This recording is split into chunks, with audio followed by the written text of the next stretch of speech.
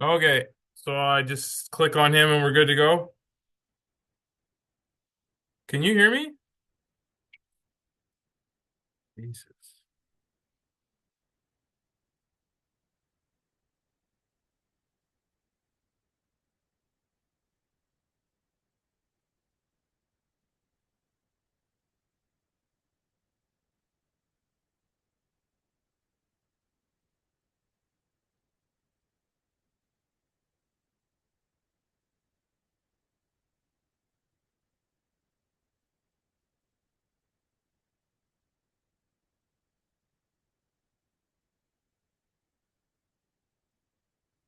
Welcome, Mr. McMurtry.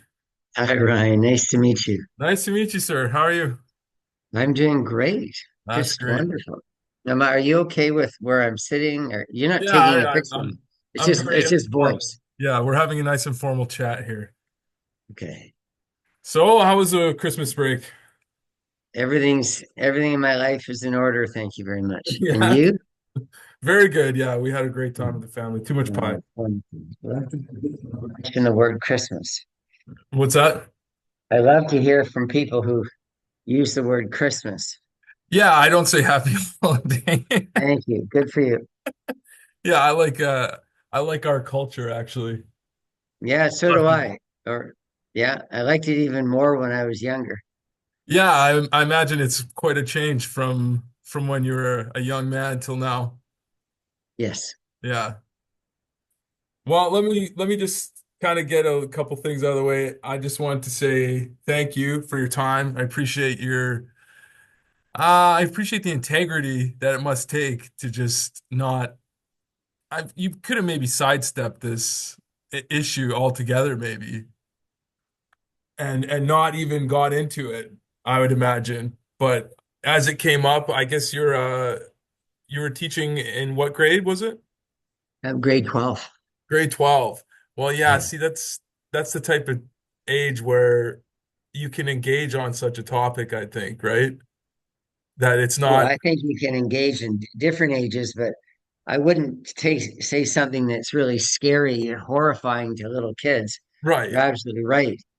But grade 12 kids can be dangerous because they can challenge you. And Yeah. I don't mind that. But what's happened is, is a lot of kids have been convinced that white people are the scum of the earth.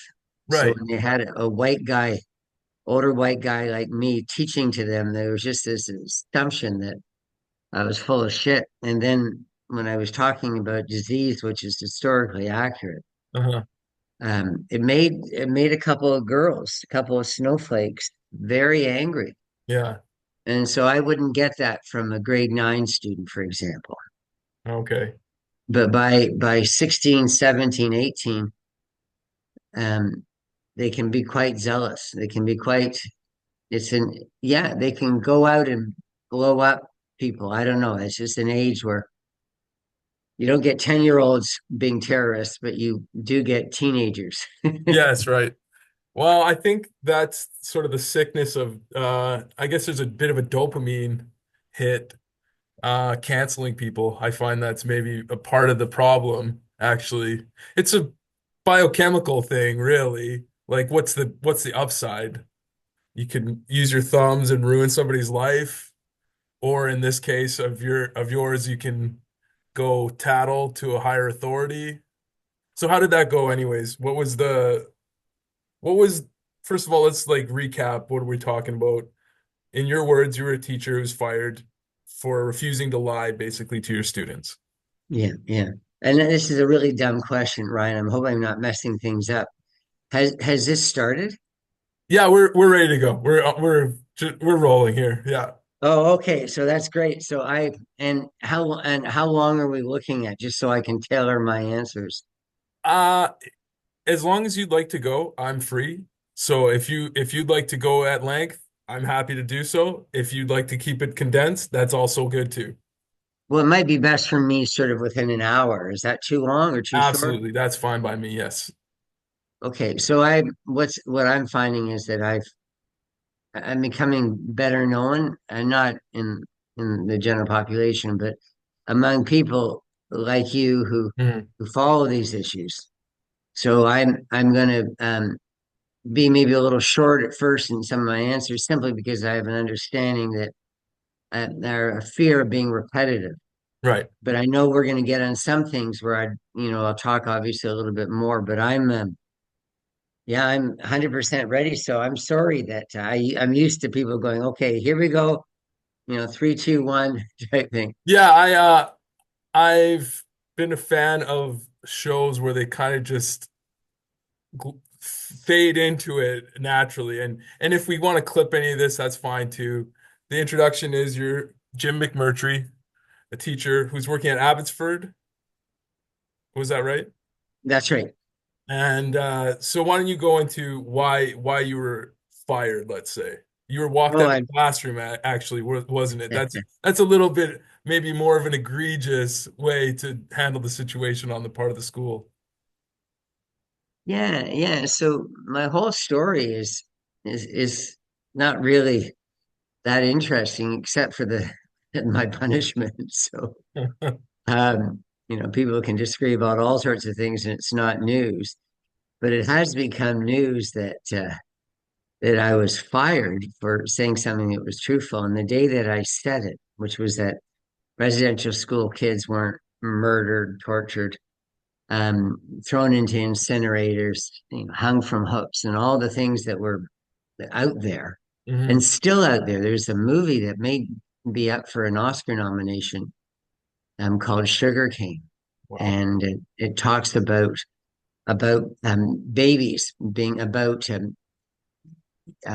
teenage girls, maybe even not even teenagers, but girls being impregnated at residential schools by priestly teachers, Okay. and the priests taking the babies that resulted and burning them in an incinerator.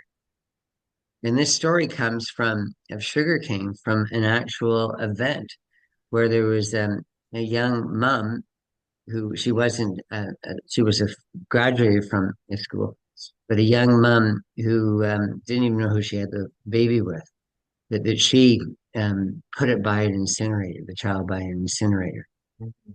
Now the baby wasn't killed, that's part of the story of the film Sugarcane. I don't want to say anything more and spoil it, but the whole thing is absolutely grotesque in the sense that they're trying to pretend that priests would do that to infants, and when the reality is when it did happen, at what time it was an indigenous woman that wanted to do that to her own child.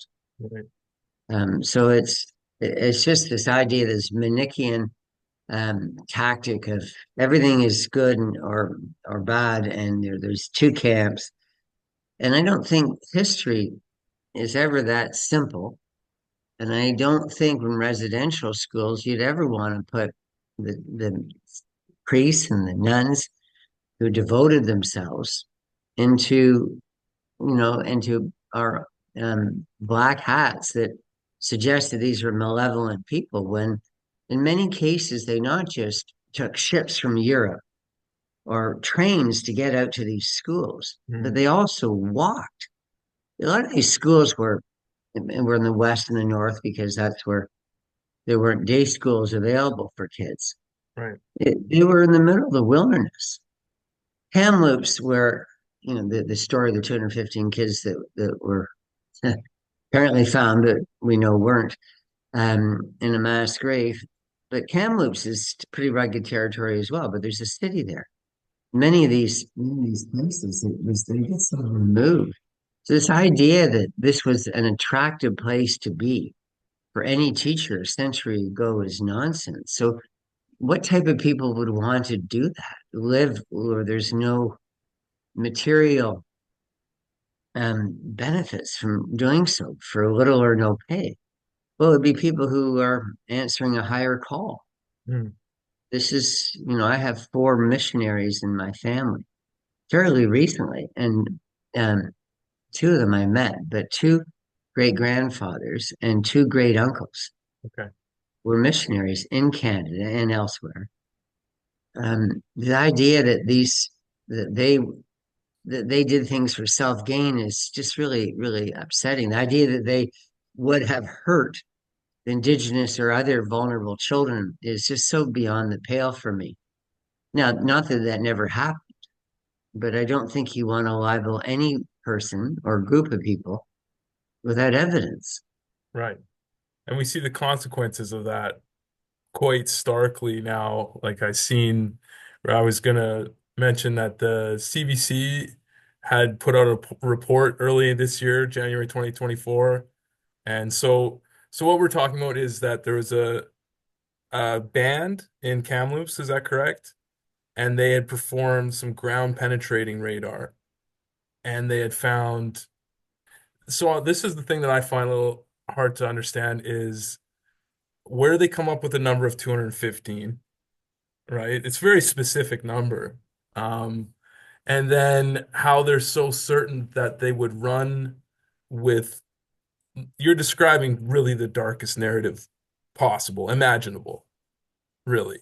That Yeah, there's a systematic, almost industrial scale murder operation, let's say.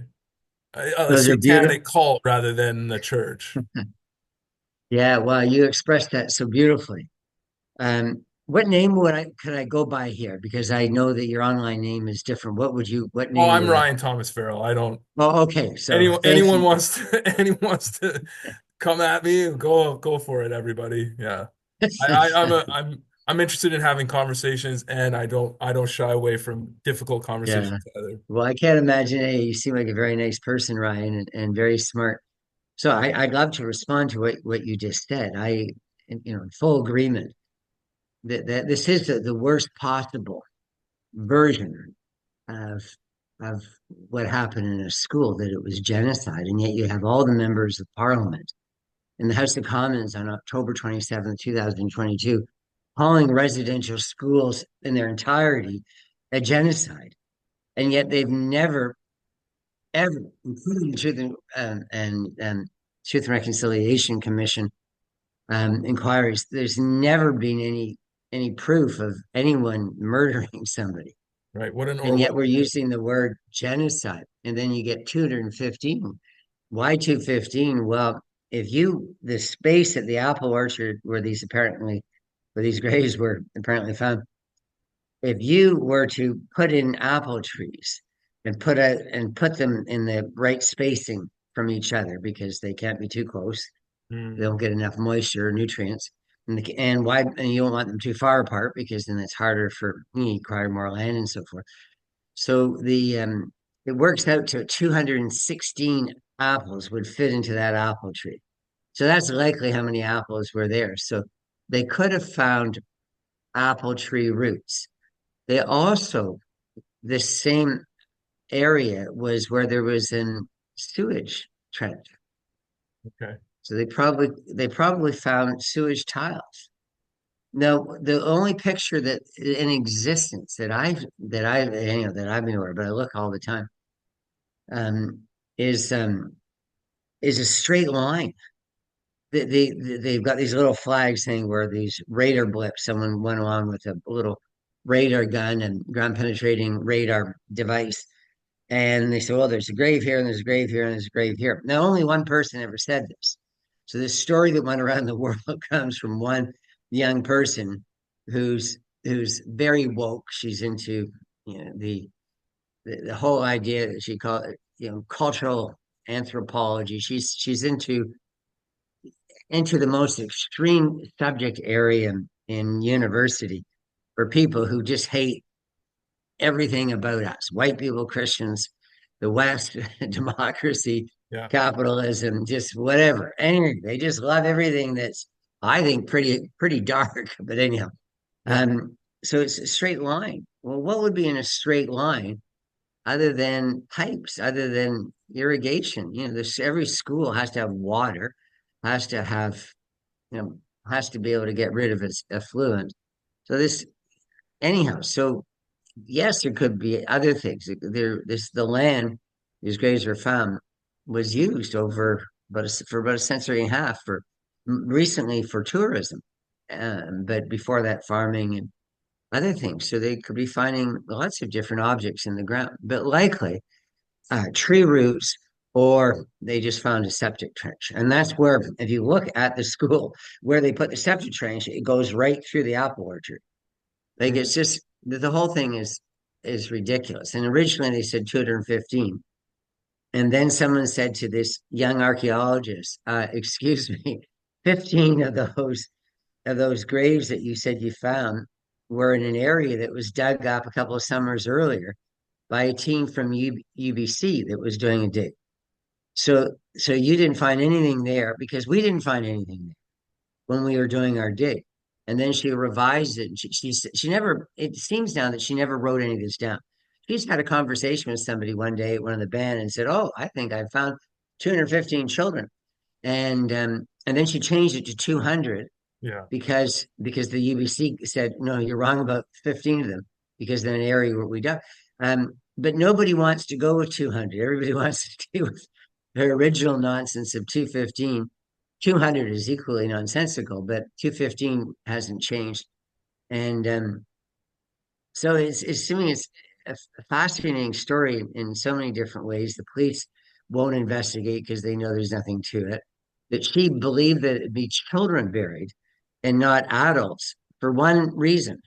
And the reason is because you wouldn't find a body from 100 years ago that it would, you wouldn't be able to pick it up because of decomposition. Yeah. Okay. And so it's there, and including dogs, the bones would be gone after a certain time. Uh-huh. So That include dental? regulars, yeah, but maybe dental. That's right. But my point is, Uh-huh. they find teeth. How do you know they're children? How do you know the 215 were children? Yeah. And here was her reasoning. Oh, because they were shallow. Well, yeah, if they're trees or a sewage line, they'd be shallow. You'd only dig down 2 or 3 feet. And she said, well, they weren't 6 feet down like a regular grave. So animals couldn't get at them.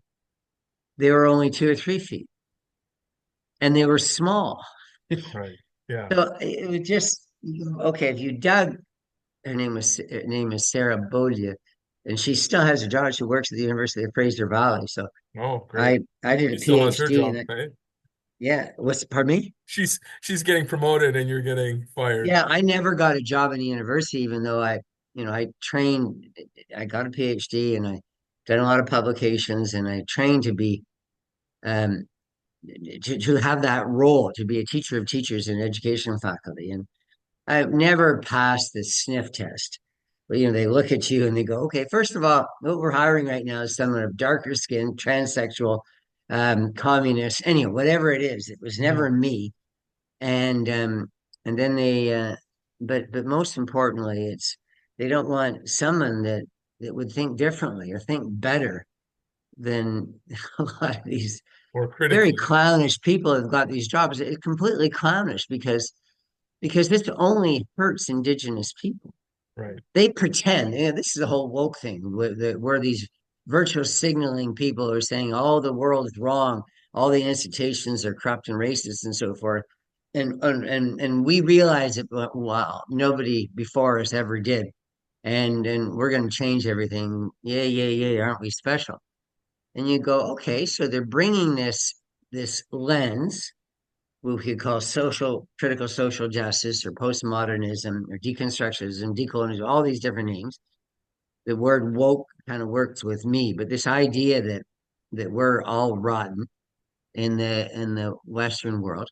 And she brings this and you go, wow, um, where why and to university, of course, they hire people like that. And you go, okay, so you're telling us that institutions aren't perfect, schools aren't perfect, residential schools in particular weren't perfect. Okay, that's fair and it's useful. And the more research on anything is good, contributes to knowledge. And then they say, well, we're doing it for indigenous people. We're making them feel better. And you go, okay, first of all, you're not. No, Right. no, you're just repeating. If you were living in communist Russia, you'd be carrying a little, or China, you'd be carrying a red book and you'd be talking about how wonderful Marx was or whatever. Memorize the Communist Manifesto. So no, you're not. You're just being a fanatic within an ideology to get ahead. I don't think there really are many. women in Iran, for example, or Saudi Arabia who cover themselves from head to toe, who are going, "Oh, it's so wonderful. I really believe it's wonderful that we have to, go through our lives, dressed in a beekeeper's outfit or breathing through cloth." But there are people who say that because they've Mm, been conditioned into doing that. So these people at universities, they've been conditioned. If it's true, that I think that maybe a lot of them are just posturing into believing this stuff, and then they say things, and of course they don't have anyone ever objecting to it because students in a university classroom just want to get a good mark and get the hell out. right. That's what they're there for. It's a stepping stone to a job or a good job, and so no one's questioning these people, and they say the most outrageous things, and such as that they're helping Native people, Indigenous people, and you go, okay, if you're lying about dead bodies of children murdered by their own teachers in government funded and church run schools. And then it all turns out to be a big lie. And then you, of course, because they said that it's not just in Kamloops, the 215. Murray Sinclair, who won an Order of Canada, and everybody thought, he was God's gift because he has some indigenous blood, and not entirely, because there's very few in Canada would have any in their entirety, because we're all an admixture. But he said it could be as many as 25,000 children were missing. And I meant dead and unmarked mass graves somewhere in Canada. So this nonsense. There are people who have said like that the special interlocutor, you probably heard about the independent interlocutor um, for Canada named Kimberly Murray. She said that as many as anyhow, it's just tens of thousands of children were disappeared, were forcibly killed, whatever. Then there was Kevin Annett, the former priest who minister, who was saying that Queen Elizabeth and Prince Philip, when they visited Kamloops in 1964, which they never did, but Sure. every part of the story is false.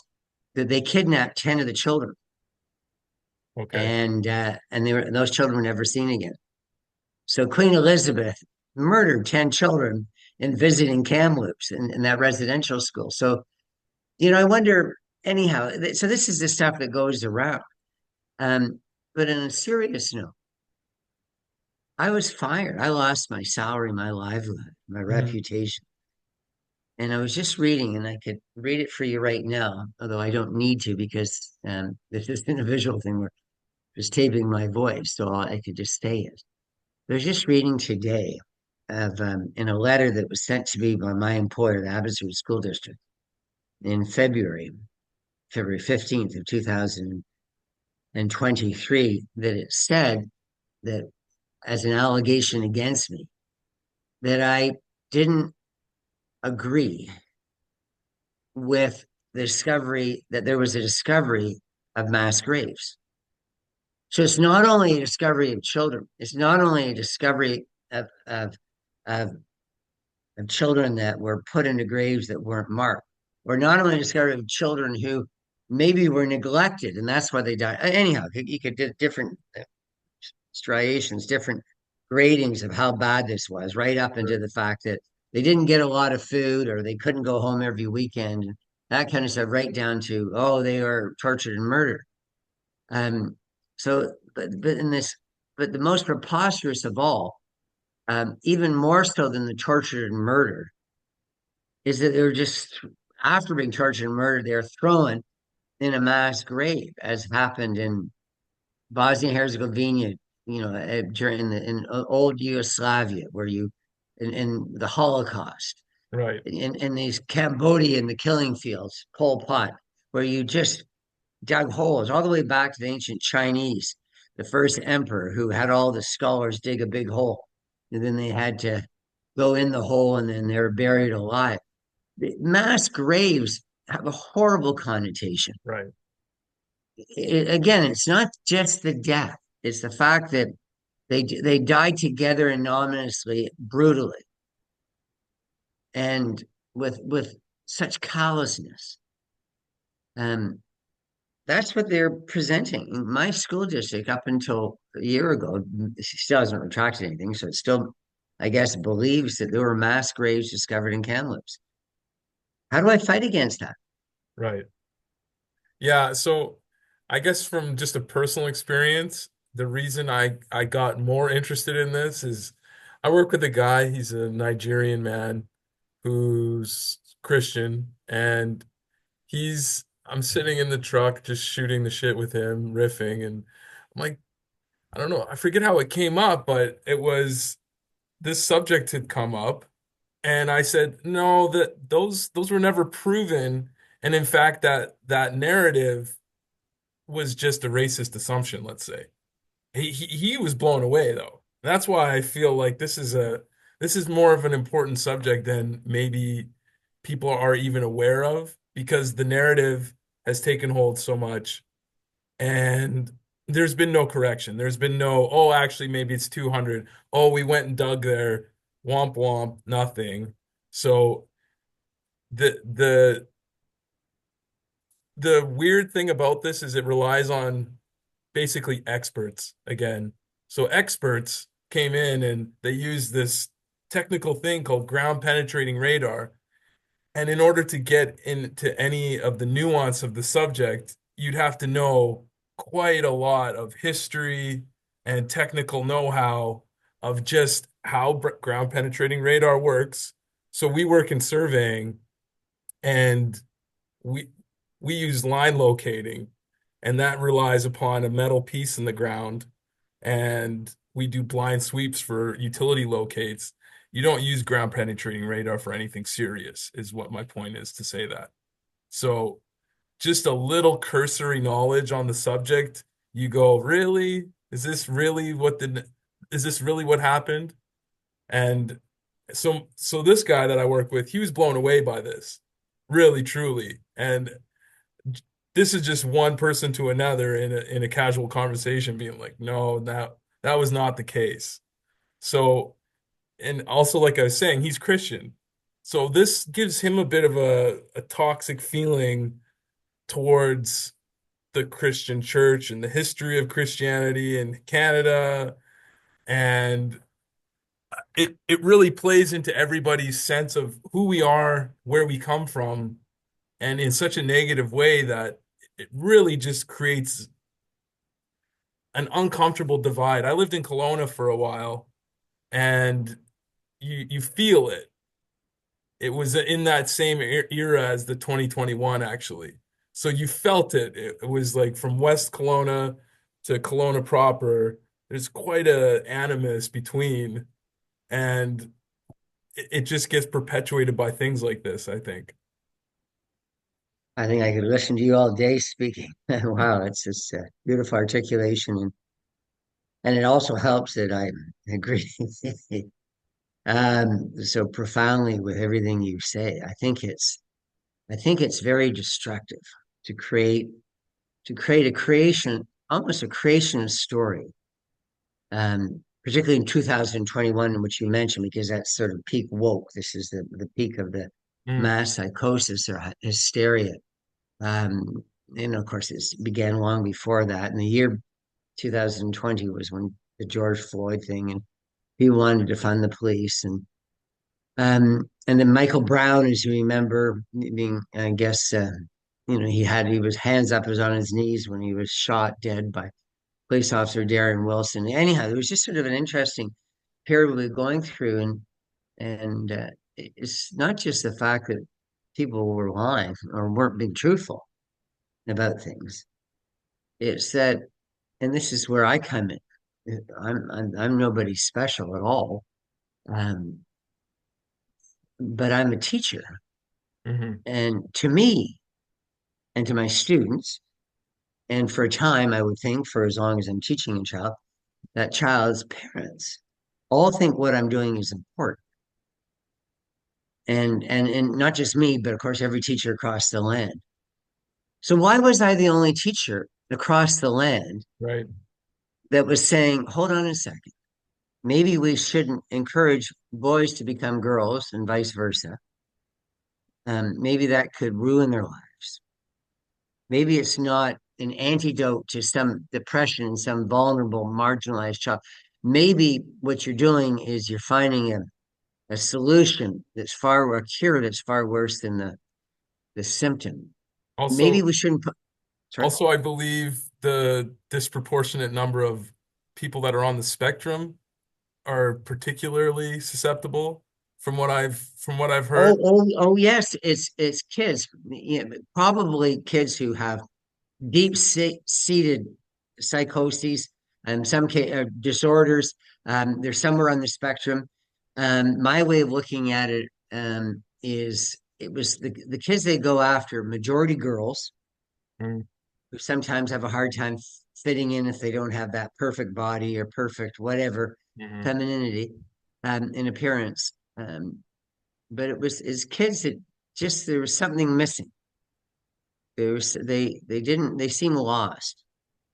And to have colleagues in schools where I was going up to those kids and saying, well, why don't you come to the Gay Straight Alliance Club? There's free pizza and pop.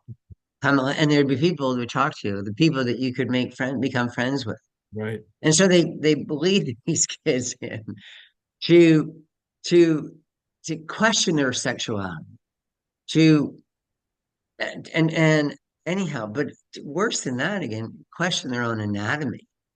Is there someone who's a female with XX chromosomes can all of a sudden, by binding her chest, or a boy with XY, cutting off his penis can become the opposite sex is just so Twilight Zone-ish. But worse than that, of course, is the fact that we're there to help kids, that taxpayers don't fund schools to have this happen, to see kids put into race buckets, to be told that indigenous knowledge is equal or superior to science, to be told that classical literature should be gotten thrown out of schools because of one word or because it presents white people more positively. That's one of the arguments to Kill a Mockingbird is people don't want to have a white hero, and there is in Right. Atticus Finch. Right. Um, the the just the just what in my particular case the falsification of history. Anyhow, all these things that are happening in schools. So where were the other teachers across Canada when this was happening? And I understand it. Look, I'm very pro teacher. Um, and I know there are a lot of teachers that might hear me saying this one day who are probably a lot better teachers than I am, or what rather was, because I'll never be teaching again because of this. Um, but what happened to their courage? Because people know that you don't say that teachers in one school murdered 215 children, and then a few days or months later saying teachers were murdering kids in all these schools, and then just throwing them secretly at night with the help of other residential school children into mass graves. Where were the people that were saying, "What, you know, you know, that's not how it works"? You don't say something. I say to my students, I have said to my students, to try. I don't know why. I've said a lot of things just because I'm me, and one of them is if I go in as a substitute teacher, which I've done from time to time, and nobody knows me, is I'll just start making a story up. Now your viewers aren't going to be able to see what I look like. You can. But if you look close to me, really from the side profile, I look a bit like Wayne Gretzky. And so I can tell kids that I'm Wayne Gretzky and they get the whole class believing me. And I don't do that recently because kids don't know about Wayne Gretzky. But anyway, there was a time that all kids knew about Wayne Gretzky. Yeah. So one thing that I did one day, I remember, and again, for no rhyme or reason other than just to try and get the kids interested because it's hard sometimes when the kids have zero interest. They talk over the teacher, particularly a substitute teacher, and they're just not at all interested in anything that comes out of the teacher's mouth. And I'd say, one of them, I said to them, I said that I want you to know that I'm, like, and I said this in Abbotsford once. I said, kids, I want you to know that I'm the smartest teacher in Abbotsford. Um, and and so anything I say to you, you should should go note to because there's no one as smart as I am. And and so this is a great opportunity for you. I'm only here for a day, whatever. Take advantage of the fact that I'm the smartest person in Abbotsford. And right away, it could be grade two kids. Right away, you've got a kid saying, "No, you're not." So let's come back to where I was saying 215 all across the world, but particularly in Canada, on May 27th, Mm. 2021. Everybody was saying, because one person opened her mouth, one person said to a native person on the Kamloops Reserve, and that spread. And then the chief goes to the media and goes to the government, and they talk before they do an actual press release. They get it all packaged up, so it's just perfect. We're all ready to go, all bang, and they put it out, and teachers murder these kids and again torture them, secretly bury them, and and everybody went, "Oh, okay." Without a shred of evidence except for racist assumptions. And I can hear that little kid going, "No, they didn't." But nobody did. What happened to all the adults? What happened to all the critical? What are all these teenagers that every time a parent says something, they go, "Oh, mom, dad, you're so stupid," and all that. What happened to everybody's critical thinking faculties in Canada in 2021, and some to this day, when it comes to Indigenous issues, when it comes to racial issues, when it comes to trans issues? What the heck are they thinking? So, just on a sort of a tangential side note, I'm reminded of early free speech comedian, but became somewhat of an activist was Lenny Bruce. I don't know if you know familiar at all with Lenny Bruce, but Yes. quite a funny man. But I think that the objective or the goal with these sort of mob attacks is you reduce somebody. So at the end of Lenny Bruce's career, he's up just reading transcripts of court documents as his performance, let's say. Whereas before he was a comedian pushing the boundaries of speech, and then he got reduced to basically a crazy guy. He's reading his transcripts. And I think this is sort of one of the main tactics that's being used is it forces somebody into this constant defensive position where they're always playing defense, and it takes them away from their original, let's say for your example, being a great teacher, and now you're kind of left into this separate category of you're just not welcome in polite society. Yes. Yeah. So I I don't know if you're I having any of that experience, and if you, so I I guess well, the well, reason yeah, I was. but George Orwell and talked about at any given time there's a a prevailing opinion that you have to accept. Mhm. And it's not because it's written or because there's soldiers in the street telling you you have to accept it. It's tacit. It's to the exception you go along to get along. And that's what teachers did across Canada and still do on a lot of these issues. I'm going to be writing an article again about banning the book To Kill a Mockingbird, which is the number one book in North America Mhm. um, for adolescents. I mean, for just a great book, and obviously it has all the right values. To say, I want to really try and understand how anyone with a dollop of intelligence or education, particularly in literature, could want to ban books that are that are esteemed for their form and effect. I don't understand it. And then replacing these books with contrived graphic novel social justice, Mhm. ha, such as white people make fun of fat indigenous girl, and then the white people end up shown to be idiots, and they all get in trouble, and then the other person is so much better in every way and rises above it. That's what what book in my mind is Fatty Legs. That's a popular one in schools. But anyhow, this is what we've come Sorry, could to. you So repeat that name of that graphic the novel? name the name of the book is Fatty Legs. Fatty Legs. And it's a real thing. It's a real thing that you have kids that are mocked by other kids for being different. Right. And what we do as teachers is we say, look, folks, the world is awash in colors. It's awash in different types of flowers. It's awash in diversity.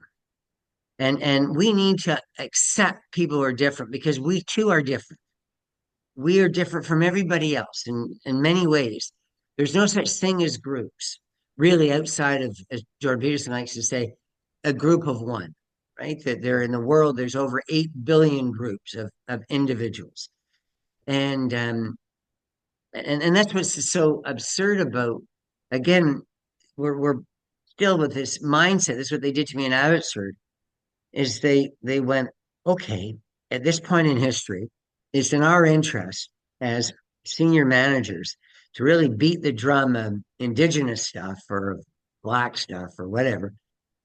Um, Therefore, we're going to do it. And if anybody, particularly a white person, gets in the way of that, we'll burn them Yeah, we'll because make an that's example of you.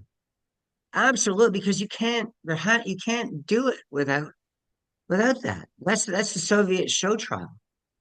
That's the idea that you have to have someone who's wrong and who's confessing to be wrong and who's punished.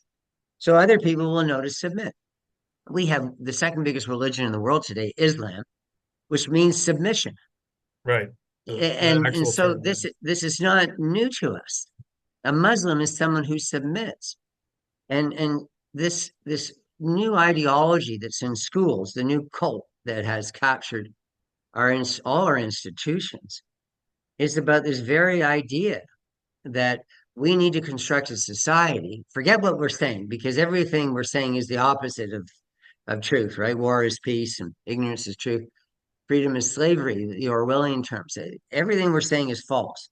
So they go, oh, we're bringing in DEI, McMurtry, and that means diversity and inclusion, two of the three things. And I go, wow, but you fired me for being diverse and because and you're being exclusive um of my view. And so anyhow, they don't mean these things. So what they want to do is they just want to create a society that works for them, works for the people who control everybody else.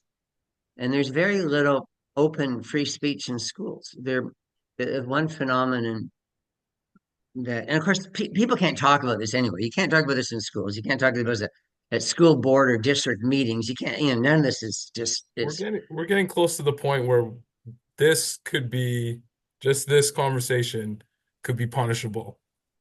In yes. let's say 4 years, if the line continues, if we straight line Bill C-63, this could be this could be an actual problem. This could also be a problem for me at my particular off-season job employment for me to have this conversation. But I'm the type of person who will have these conversations regardless. But yeah, but the problem is where you have totalitarianism, where you have a dictatorship, you don't have people like you or me, Ryan, because it doesn't work. Right. First to go. So, First on the so chopping block. yeah, yeah. So we're very quickly exterminated. And there's so many examples of that around the world of things that you can't say or do in all sorts of countries that are perfectly fine to do in Canada. And yet here we are in Canada, run by these woke idiots who want to make Canada into an approximation of all these dystopias around us. That they're borrowing ideas from. I had an uncle who was a professor, but a very left-wing guy, communist guy. And he used to always saying, "Oh, capital's wrong," or Canada, the U.S. are terrible countries, and look at Cuba, for example, or look at North Korea, or look at Syria. Look at these countries where they have better this or that. And I'm going, really? And then I say, even if they did have better whatever, let's say there was better access to medical care in Cuba than in Canada or the United States. What about the fact that if you open your mouth, you're dead, or you spend a long time in jail, or in North Korea, where your whole family could be dead? Like it's Or just how about it's such Che Guevara murdering black people or homosexual people? But it's cool to wear like a Rage Against the Machine t-shirt of that particular character too. yeah. That makes me think, and it's not a non sequitur, but it jumps a little bit, and that is Trudeau's so big on the BIPOC thing, on people, black, indigenous, and people talk about black and indigenous. And the black thing, what he loves to do is talk about Canada has a history of slavery. And I'm going, well, you're supposed to be helping the indigenous people too, Trudeau. Because if you look at Canada's history of slavery, it's only within the indigenous population. And wasn't it true It's that the Underground Railroad ended up somewhere on the East Coast as well? The people that oh were yeah, fleeing we did slavery Canada. actually? Oh yeah, we had an act to abolish slavery as early as 1791. Canada, long before it became official Canada in 1867, led the world. The British led the world in abolishing slavery and lost thousands and thousands of its soldiers and sailors to Mhm. try and expunge slavery around the world for a century. So anyhow, but Trudeau wants to pretend that Canada has got this dark past with slavery in it. And I'm going, okay, you got to be careful there because if you do that, then someone's going to notice that the West Coast indigenous had as about a quarter of their community slaves, including little kids.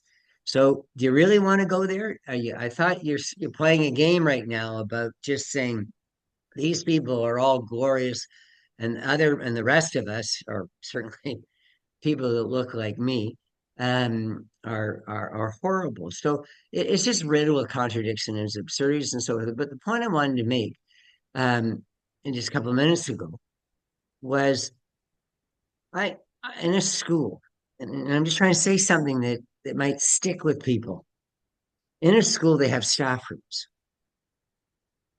and staff rooms are great because there's a washroom, because there's a fridge, microwaves, there's adults to talk with, and Mhm. you're away from the kids. I mean, you're away from doing your job. You Yeah. sit in your classroom or sit in the hallway, someone's going to come up and ask you a question. Mr. McMurtry in math class, again, can you show me again how to do long division?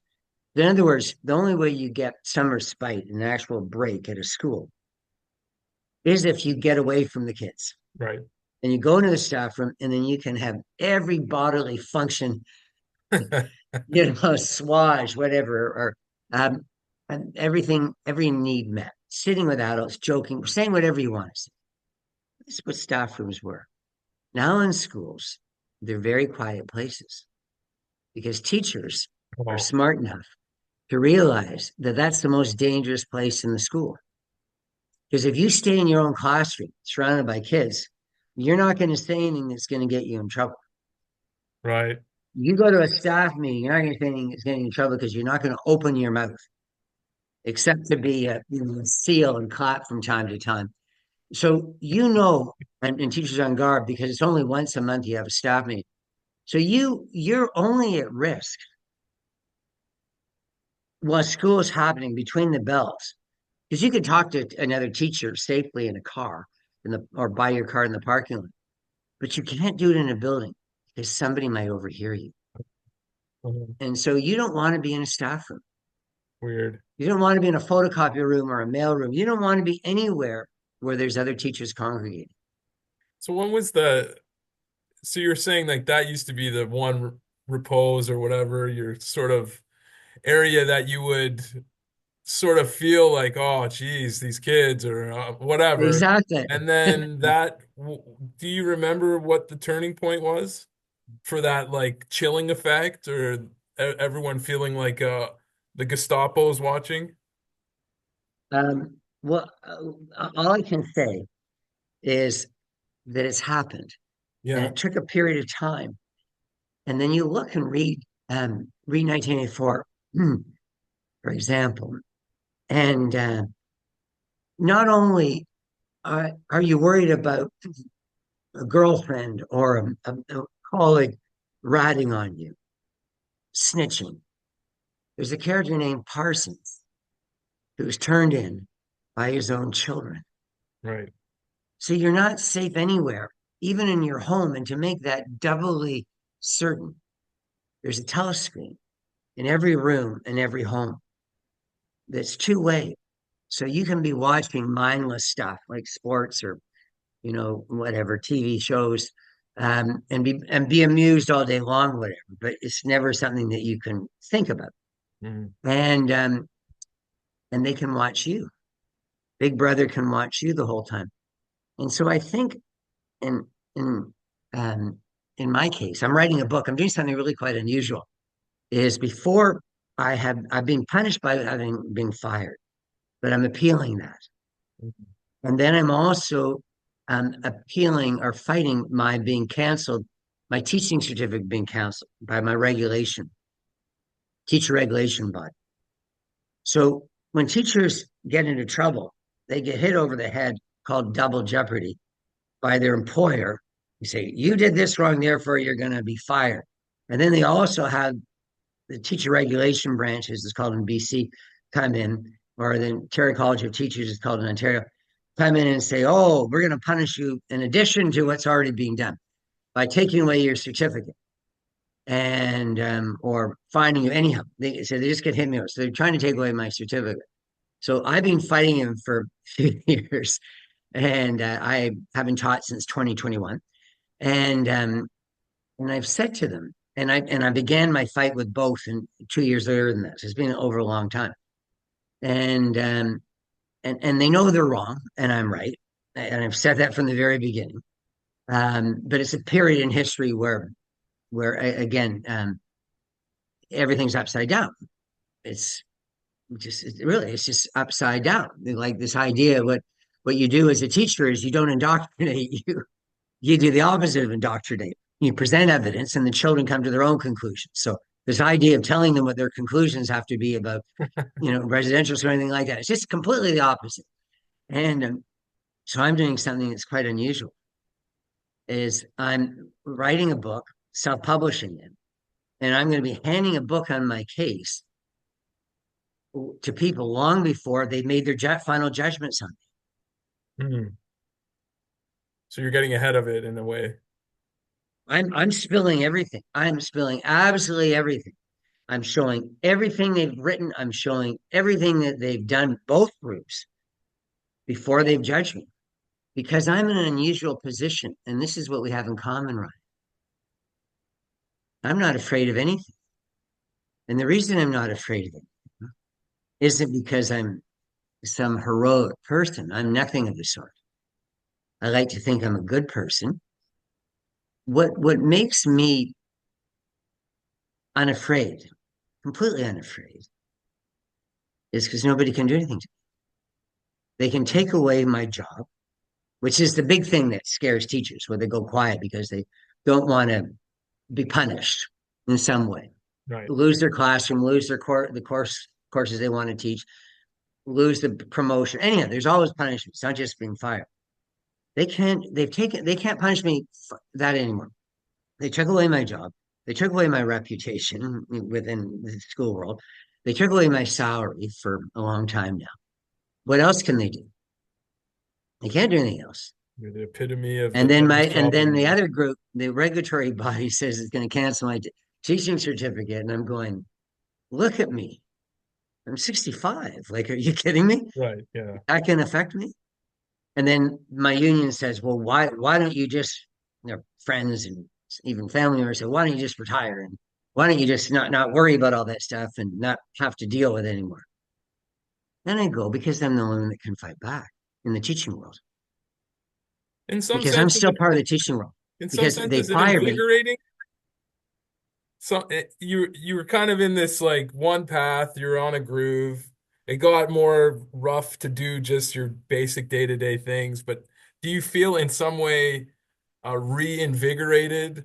This is the thing that I worry about with people who are just demonized so heavily, is that it takes such a mental toll instead of if your personality type rises to the occasion, this might be an opportunity to really kind of reframe things and be like, Well, I guess this is where my calling is now. I've been called to this new moment, which is maybe even more important than just teaching whatever.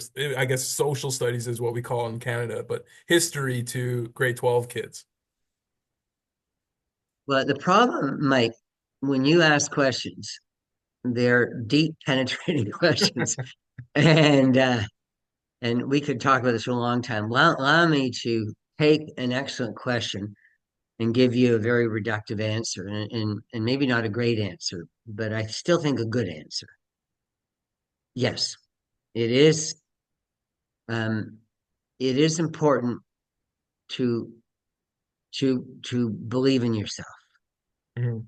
It is important to fight back. It is important, even sometimes, to die like a man on your feet than live like a slave on your knees. Right. And um, the latter one, of course, is an old expression. I had so many people, including good people in my own union, who are with me to this day and paying for a union lawyer to meet these two adversaries Mhm. at great cost to the teaching membership in British Columbia. Um, but the whole world was saying to me, I can't say anything to anybody because that's what they do. The moment they hit you with this, you can't talk to anybody. You have to go and become mute and deaf and dumb and deaf. And secondly, you can't do anything.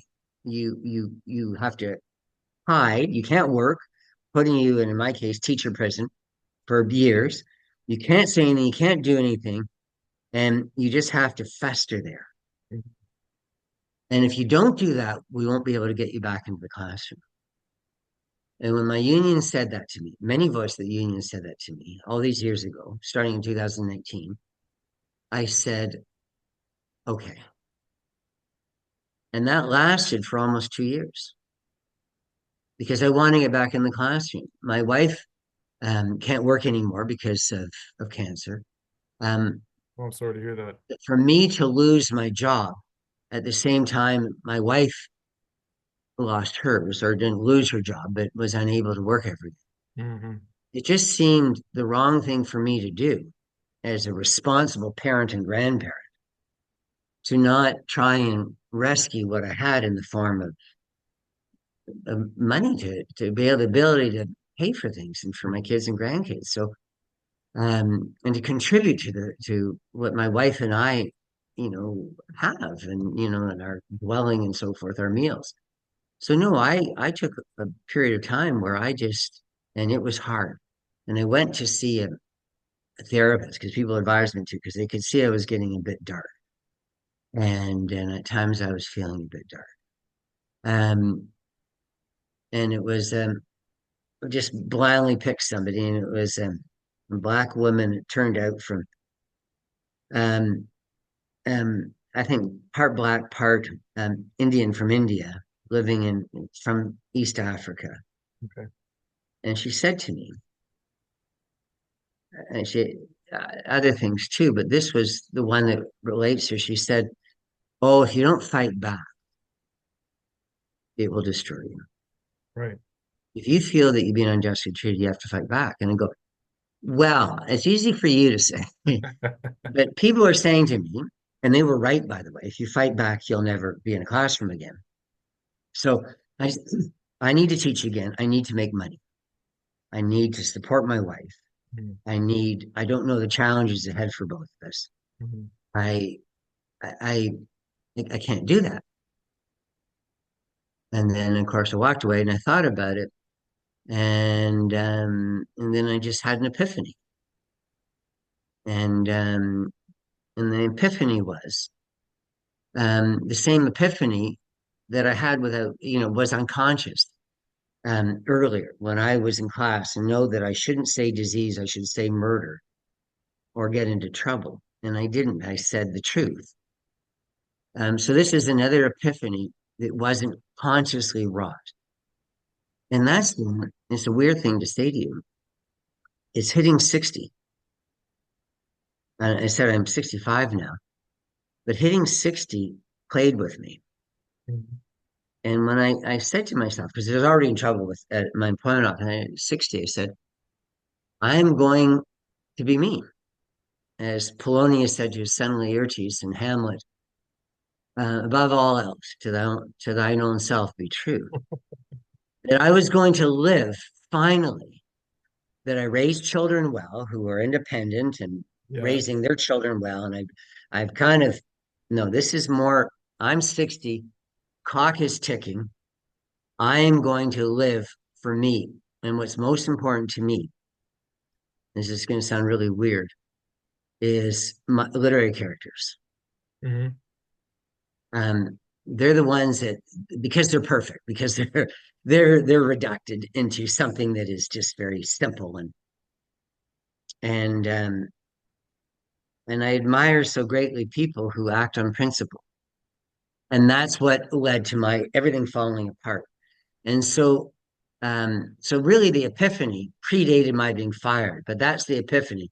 And it's only me being able to, as time goes on, being able to adjust to it because I didn't adjust to it fully at first. But it's not. It's just that I'm fully committed, and I think I have been since turning 60 to be true to my own self. And as a teacher, I can't tell things to kids that aren't true. If two plus two equals four, Right. I can't say five. And my employer is asking me to and threatening me and has for years. And again, today, as I said earlier in this conversation, I was just reading this morning back an allegation letter they sent to me saying that, they're firing me because I didn't say there were mass graves discovered. That's pretty awful that we in Canada are requiring teachers to lie to children. Or or to just even pump the brakes.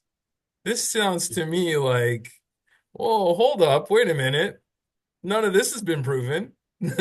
You're going with the worst possible assumptions at all. And anyone anyone even being interrogative on the subject is needs to be exterminated.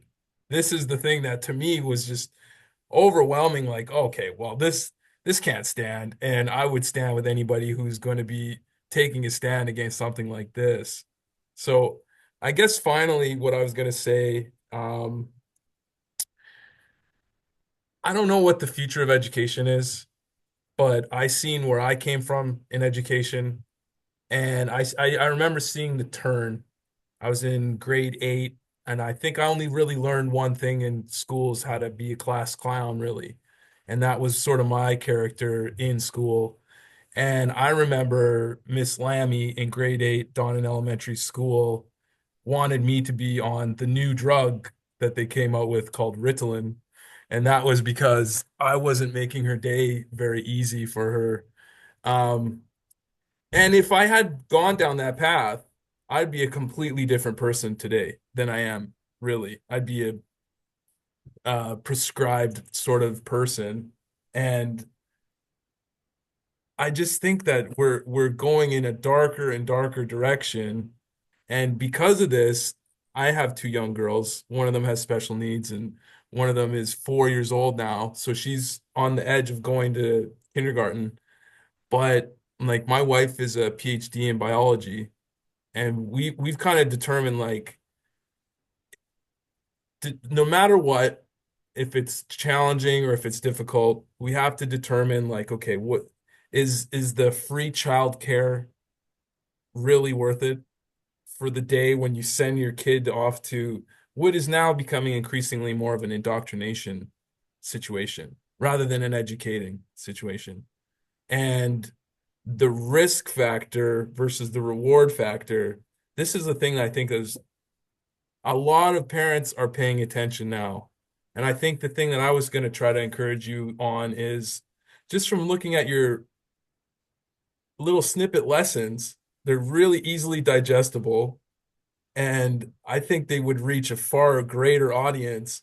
And I think that maybe even the hope of having some sort of form of a program for homeschool parents would be like me personally would be greatly beneficial. Somebody like yourself providing a good, researched, well-reasoned, historically accurate depiction of what our history is, rather than this divisive, toxic narrative that's being force-fed at this point. It's non-optional, and it's making parents scared. I talk with other parents too, and they're scared to send their kids to school, but they're sort of forced to. They have a certain amount of bills to cover, and the wife has to work, the dad has to work, maybe they're divorced, and then it becomes even more complicated.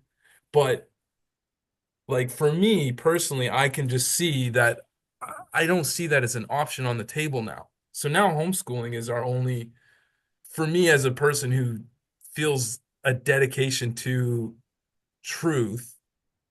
And from what I took away from school, which was not much, to be honest, frankly. Like, if I had the type of education that I think now would be an alternative, you hear of homeschooling or unschooling is another term that people are using, or self-directed learning, all these types of things, that the options are becoming more attractive than the prescribed, you must go to this, otherwise we're going to take your kids away even if you don't send them to school, right?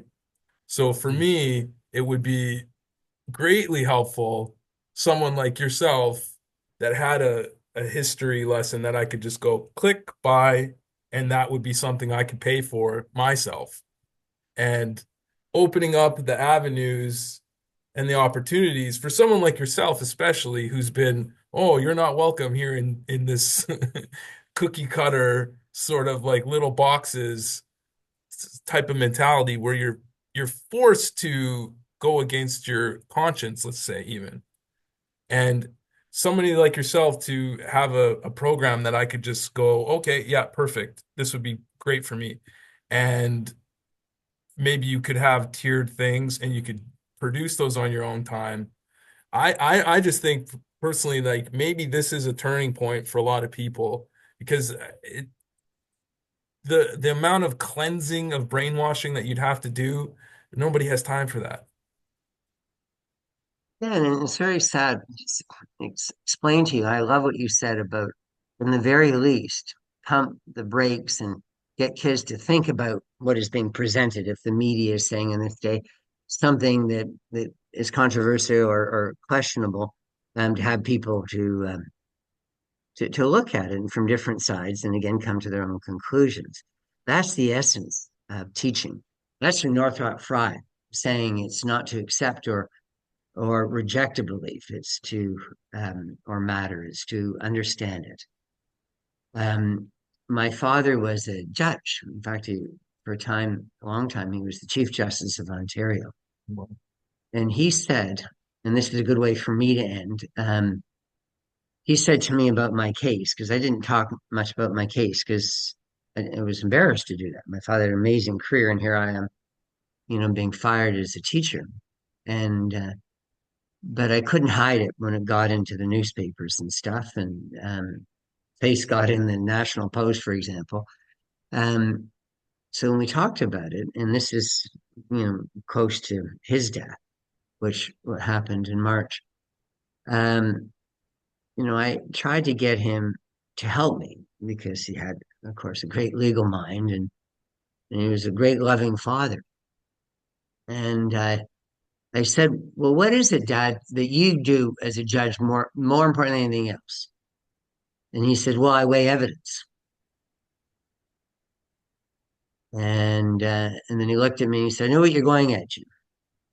He said, and this is the last thing he said to me about my case. He said, "Your union and everybody else should get at the truth." So yeah, and there's different ways. Maybe some people get at the truth for their children, get at the truth homeschooling. Maybe they can do it at a school, being guided by a teacher. Maybe they can do it at the knee of their grandparent. look, yeah, I understand that. But I would just like to say, in closing for myself, is that my father is with me and always was with me. Not because he was saying, Jim, I'm going to defend you regardless, because you're my son. Hmm. What he said, I'm going to defend the truth regardless of the consequences. And that's what should dictate. If in Kamloops they find bodies of children, then people should deal with that Right. and they should condemn the people responsible.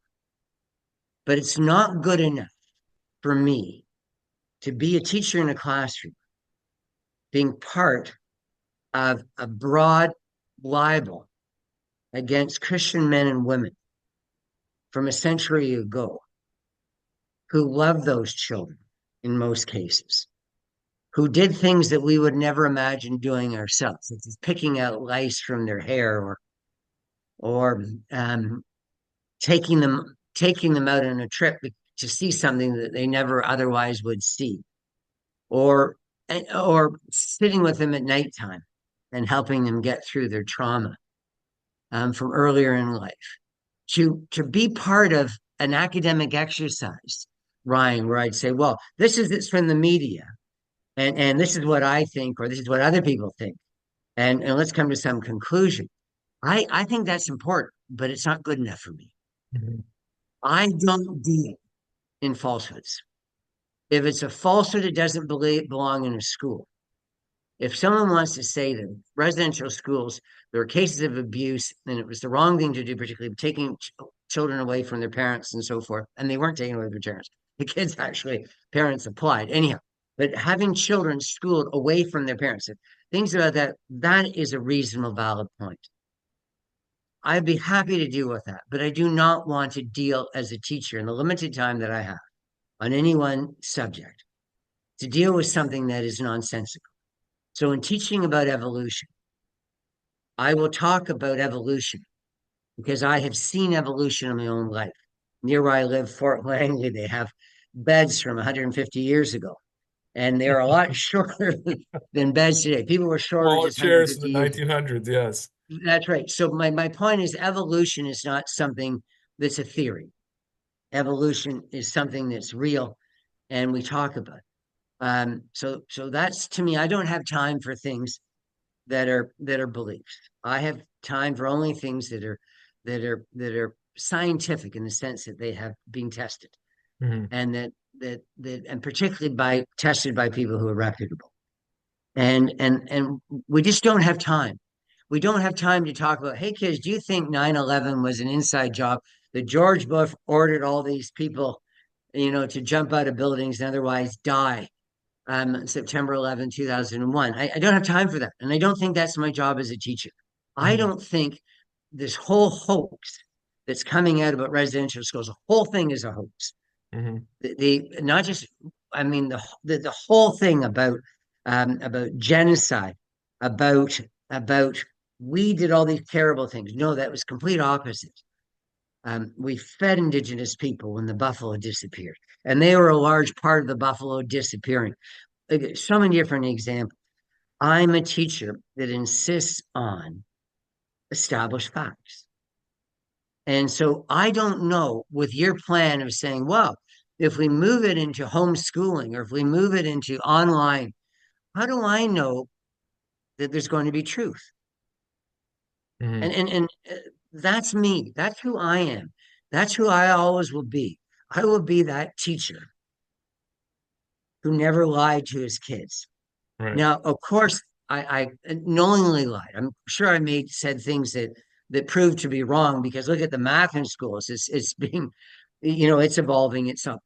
My point is this. I think the fundamental thing, value in any society, without it we cannot function, is that of truth. If I say I'm going to give you $100, if you give me your bicycle, both of us have to honor that. And if we don't, and if we become untruthful about it, oh no, I never said $100. Oh no, it wasn't my bicycle, it was my doll you were going to, like, it just, everything falls apart. Hmm. So I think schools are falling apart, or any form of education will fall apart if people do not adhere to the core academic values Right. that have guided us until this time. Well, what a wonderful summary. I'll just say I'm immensely grateful for your time. I don't want to take too much more of your time. We had agreed to an hour. Uh, if possible, I would love to follow up with some other times, maybe in the new year at some point if you're available. Just highly interesting, really informative. All these conversations are really important, I think. And I would encourage you to please keep up the history lessons. I'm enjoying them personally immensely. So, congratulations. You're the Canadian Socrates, and we'll hope you don't have to drink the hemlock, sir. I think I already have, but I'm still above ground. It's been such a delight, and I would love to chat with you again, Ryan. You're an excellent interviewer and commentator, and I think freedom fighter. Well, yeah, I try to do my little part. I think it's in my blood. It's Irish Métis, so I'm related to Louis Riel, they tell me. Well, I am honored to know you.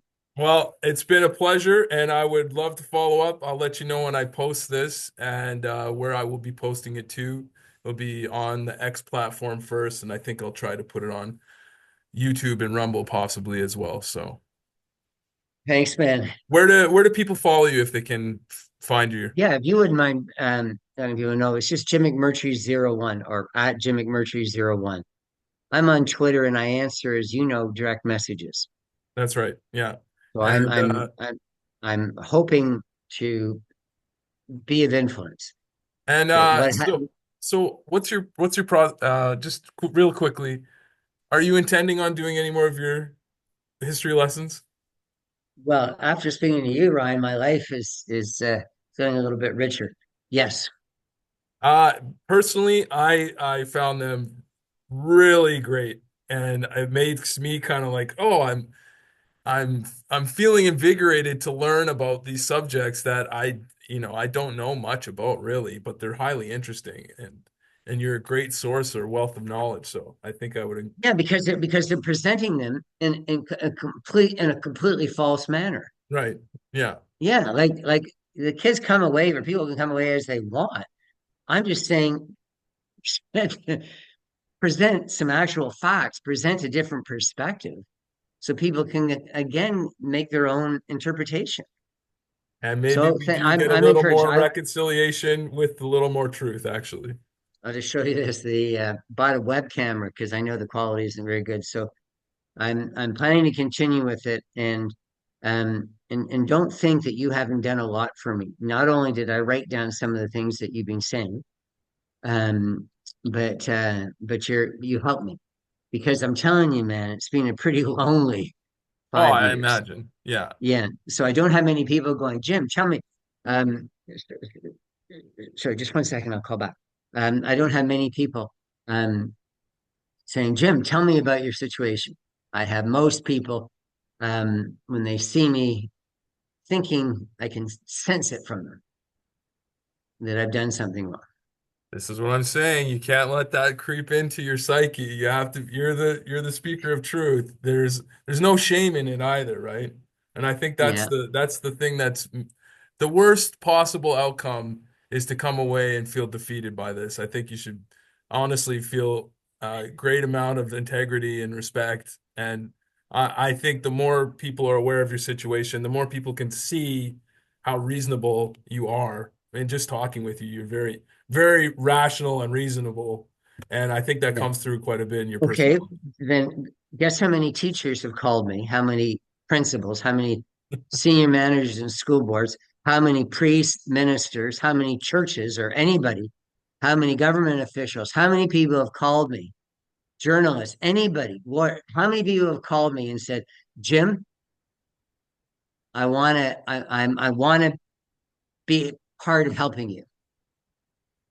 I'm gonna go like this. Is that right? Yeah, it's pretty close to zero. Now I've had some people saying, "What can I do to help?" But the it can't really do anything for me, including lawyers at this time. I've had lawyers reach out to me and show interest in my case and so forth, but not committed to me. Um, but nobody can help me. But those that can help, particularly teachers, principals, school administrators, churches, Mhm. if any of those people came toward me, oh my gosh, it would Right, just completely fall apart because the Abbotsford School District or no school district is going to go up against a group, right. but there's Yeah, no well, I'm group. happy to get in the band of standing up against this nonsense. I just find it's so easy to see that it's a railroad situation, But and you see what I mean by individuals are helping me and you're helping me, and eventually their house of cards is going to collapse. But it would be over tomorrow if a church came, phoned me or whatever, and said, "Oh, the congregation has decided that we're going to make a presentation um, in front of the Abbotsford School District," or, something like that, right? right, Or in front of the Minister of Education, and you're in support of you because we know everything is a lie, right, and it would just end right. because there's no Well, way a I school can see the board. future. I feel that the pendulum is swinging back. The wrongs are being righted, and I don't see it being too much longer. I just That's know true. That's true. That's on true. a person to person basis, people are quite sick of this. Yeah, but they're not willing to be public about it. Well, it's going to You get a are, lot you are. I cooler mean, to the be public people. about it right Yeah, away. yeah. I get it. There are journalists. There are online podcasters and smart commentators like you. Like I get that, but there's no group. There's no body of with power, which could be simply a church or simply a single school saying we don't want to do land acknowledgements anymore. Right, We're just going to say no. The school is going to say no. We're not going to do them anymore. If any of that happened, it would just completely end. If the trans movement would end, all you'd need is kids at a school saying we don't want any more of this stuff in our schools. We don't want any more pride flags. Three of the colors are trans colors. We don't want it anymore. Imagine if that went out. The whole school just said nope. well, I've been following the Emo Ontario story myself, and I noticed a lot of people with a slightly larger online platform not even willing to promote the link for the Give, Send, Go to fight the Jordan lawfare. Peterson won't answer me. Um, there's somebody he won't answer anybody on who's anything. He's too anyhow. If it's just funny. You think the bravest people out there would say, "Well, it's how can you just get mad at how can you fire a teacher when he's just saying something that's obviously true and not just about what happened in Kamloops, but about the purpose of education." Right. But that's the world we live in. Just a lot of cowards. So by you putting this out, man, you're just reaffirming in me the belief that it's growing, that smart, decent people out there are joining ranks right now. And eventually we're going to completely collapse that house of cards. Yeah, I think there's an audience capture sort of thing happening there too, where people are just in their mode. I'm popular for this. I don't want to disrupt this. This is my paycheck. Yeah, I like disrupting my paycheck. I'm that type of person. I don't mind kicking the hornet's nest at all. Yeah. So, anyways, Well, look, we've okay, spoken. go I've ahead. taken way too much of your time. I know you got a phone call you have to return to. I will follow up, and I'd love to have another conversation again. I had a few more questions I was going to ask you about, but maybe we can Yeah. flesh those out in But you're really to me are exceptional and you're so well suited to doing this oh, I because appreciate you that. because you're real, you're honest, you're not trying to be pompous, you're not you know when you see yourself as you are. When you said about school, I didn't, get a lot from school. I don't know everything about this subject, that kind of stuff. People really like Yeah, that. I They always say like someone. I'm always right No, because but I'm what you're willing to be doing, wrong. but I that's it. welcome No, being wrong. but you're willing to listen, but you're also smart enough to know and ask tough questions and to know when you're meaning bullshit. When you're not meaning bullshit with me in any way whatsoever. Right. Yeah, I don't detect it. And you This is the know thing. that. You I wouldn't think have people reached can get out the to wrong. me. You wouldn't have reached out to me if you felt I wasn't authentic and if I wasn't somebody who was smart and knew what the hell he was talking about.